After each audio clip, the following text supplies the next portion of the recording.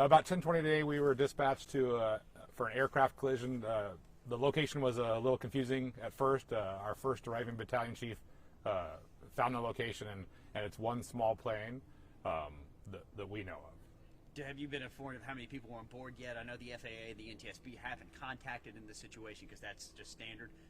Do we have any information about that?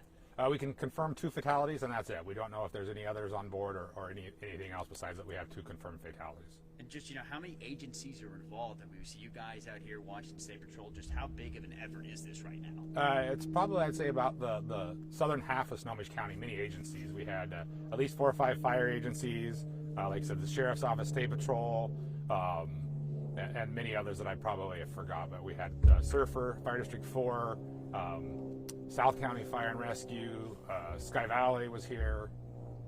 Can you kind of describe the nature of the firefighting efforts that y'all did attempt this morning? Yeah, it was very difficult. You can see you'll be able to see it's a ways off the road. That we ended up doing about a 3,000-foot hose lay by hand. It's out in an unworked, unplowed field. Very difficult to gain access. Myself and actually a deputy were the first to make it to the scene besides the civilian. It's right along a big irrigation ditch. A lot of us fell into the irrigation ditch because it was covered with grass, and so the crews were having to work out by hand. So we initially tried to do the first firefighting to gain access with handheld fire extinguishers. The fire was just too big and too large for us to do with that, and so it took them a while to get all that hose laid out there by hand so we could extinguish the fire. But the terrain and the vegetation and where we're at was extremely difficult to access. Were the fatalities confirmed on scene, or were there any transports made? No transports. Okay, and were all firefighters okay, or was anybody injured in that situation? I haven't been briefed. I went back to clean up for you guys, but as last I knew, there was no injuries to firefighters.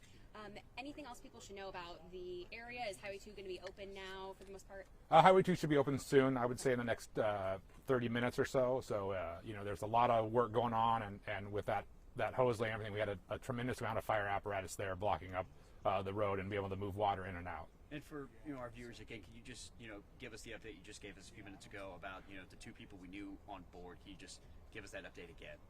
We have 2 confirmed fatalities, and that's all we know about anything. We're not sure if there's more or less on board.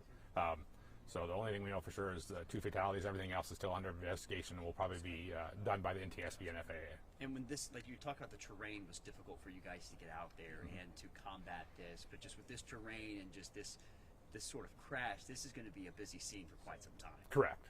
It will be. And then will it be FAA and NTSB that handle the recovery of the aircraft and all of that as well? I'm sure. I don't know for sure, but yeah, that's typically they'll take over as soon as they get here with everything. Anything else that comes to mind, or anything else you were briefed on that we haven't asked? I don't think so. Like I said, a lot of details are still unknown, and like I said, I would just reiterate how difficult it was. The grass was probably 5 or 6 feet tall, so it's been a challenge for everyone.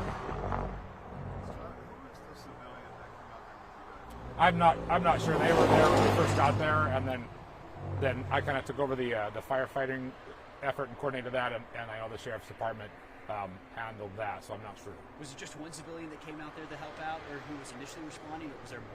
Just the one that I know. And just to see that, this is an intense situation for anyone to see. Just to see someone jump in as a first responder, just how does that, help you guys out in some cases?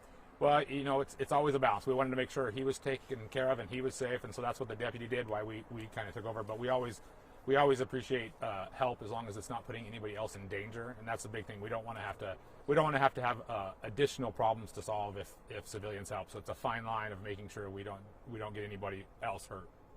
There's some yellow tape quite a ways from where the plane used to be. Is that wreckage, or why would the yellow tape be out? I have no idea.